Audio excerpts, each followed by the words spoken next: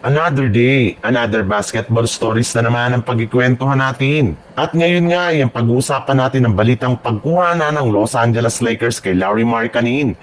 At desidido na nga daw ang Sacramento Kings kay Jonathan Kuminga.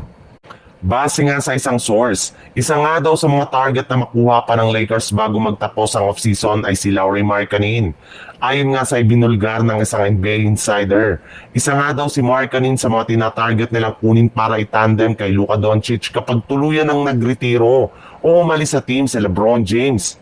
At maaari nga daw po nitong makuha gamit si Rui Hachimura at Austin Reeves sa isang blockbuster trade kagaya na lang ng inilabas na 3-team trade kasama ang mga kupunan ng Utah Jazz at Miami Heat, kung saan makukuha nga dito ng Miami Heat sina Terry Rozier, Rui Hachimura, Gabe Vincent, Dalton Kenick at 3 first round pick, habang makukuha naman dito ng Jazz si Austin Reeves, habang ang Lakers naman ay makukuha si Lauri Markkanen. Kinumpirma na rin naman nga ng magre-rebuild na ang Utah Jazz ng kanilang lineup kapag hindi na naman sila naging competitive sa darating na season. Kaya pagkakataon na nga ito ng Los Angeles Lakers na kunin si Lauri Markkanen sa darating na trade deadline sa Pebrero next year. Sa ibang balita naman, ikinumpirma na ng isang NBA insider ngayong araw na nabuhay na naman ngang muli ang trade negotiation ng Sacramento Kings at Golden State Warriors sa pagitan ni Jonathan Kuminga at Malik Monk. Desidido nga daw talaga ang Kings na kunin si Kuminga mula sa Warriors sa lalong madaling panahon, since alam nga po nila na wala itong balak na manatili at maglaro sa Warriors.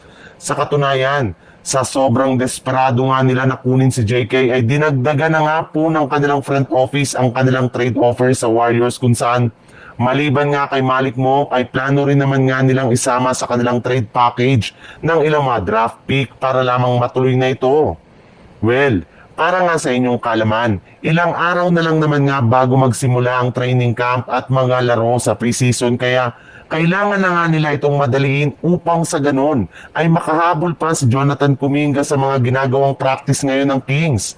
Hindi na rin naman nga sumasama pa si Jonathan Kuminga sa mga practice ngayon ng Warriors, kaya dapat na namang ma-realize ng kanilang general manager na kapag hindi pa nila ito itinrade ay makakasira lamang siya sa kanilang chemistry.